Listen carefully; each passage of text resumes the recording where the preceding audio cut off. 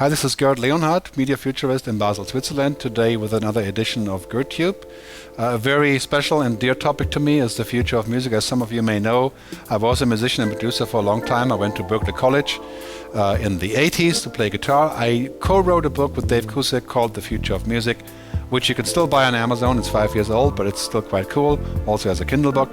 I also wrote a second book called Music 2.0, which is available for free on the internet and on the mobile at musicfutures.com. But let's talk about the future of music. This is a very, very important topic because many people around the world are sort of looking at the music industry and saying, these guys are dead because music isn't selling anymore. But of course, the fact really is that music is more important now than ever before. We have everywhere music on the internet. We have it in shops, we have it on trains, we have it on all of the TV and television productions, on digital media, on games. Music is everywhere, and people really love music and they're very interested in music. What they're not interested in, clearly, is an industry that forces them to behave different than they want to behave. And this is a main problem, as you can see in this slide. The mantra of the music industry, which I've worked in for a long time, working with labels all over the world and trying to help them to understand the digital paradigm. But the mantra of the music industry has been the opposite of Google. When Eric Schmidt talks about that he wants to understand the future and prepare for it, that's the Google mantra, right? The mantra of the music industry is, what does the future look like it and how do we prevent it? That has been quite clear for a long time because clearly back in 1999 it was clear that what we wanted is a big box in the sky that has all of the music, and we push a button and it starts playing. The jukebox in the sky, as it was called back then. Today we have this, right? We have Spotify, we have Simfy, we have various services, but still around the world Spotify is only in 6 territories. I'm using it with the UK-based version, which works great. Because of licensing issues, because of all the legal issues, because nobody can agree on anything. The music industry is the worst case of non-collaboration you can ever find around the world. Not to dwell on it too much, but going forward, what needs to be done is to agree on the new rules of commerce to unlock music that people can pay for it. What we're seeing basically as a trend is a sort of bundling, as you can see in this slide. If we're going forward trying to sell copies of one song at a time, like iTunes has been doing very successfully, 15 billion songs, that is a success, even though in overall terms it's not for 5 years. But if you're looking at this slide, it shows you that the average person in the US spent $71 on music 10 years ago. Today they spend $26 on music. And that is clearly because buying music is not easy. You buy us one song at a time, but are you going to fill up your iPod with $20,000 worth of music? Because that's how much it would cost. Right? Nobody's in their right mind would do this. So the commerce model of iTunes is flawed in this regard, even though it's quite good in other regards.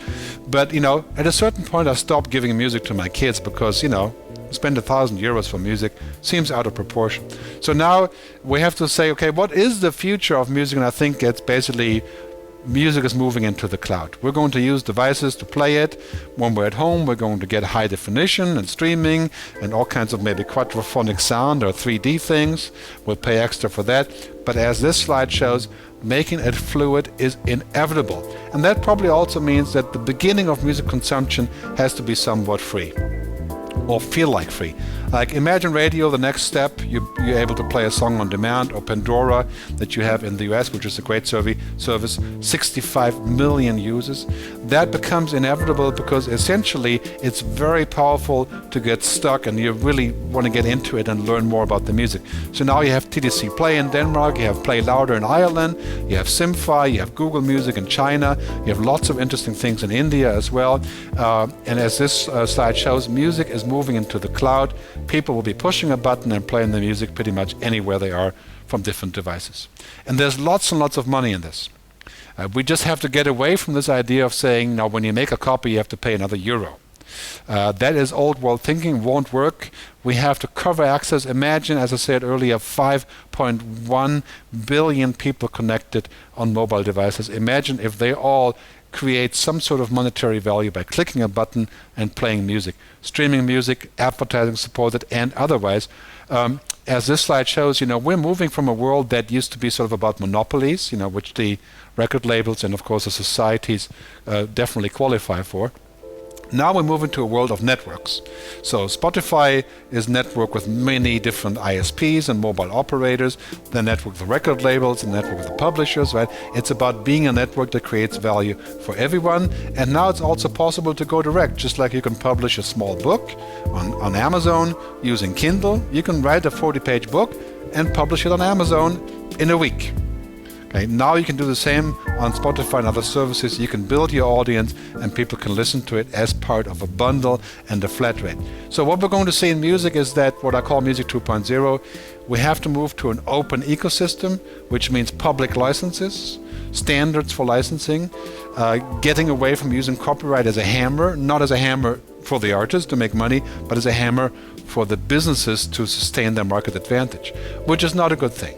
So clearly we have to move into an open system or none, because my belief is that the whole thing will crash unless we find a way to turn this into an ecosystem. I think we're going to see bundled and flat rates, ISPs getting involved, lots of telecoms and operators are interested in music. The music industry has to get off this idea of saying no, no, no to everything that comes around until it's proven that it makes millions of dollars for them. Right? We have to move more into a flexible relationship, into experimenting, into looser legal regulation that allows experimentation, and away from this idea of forcing the user to behave differently. I mean, the reality is music industry has declined by 71% in 10 years.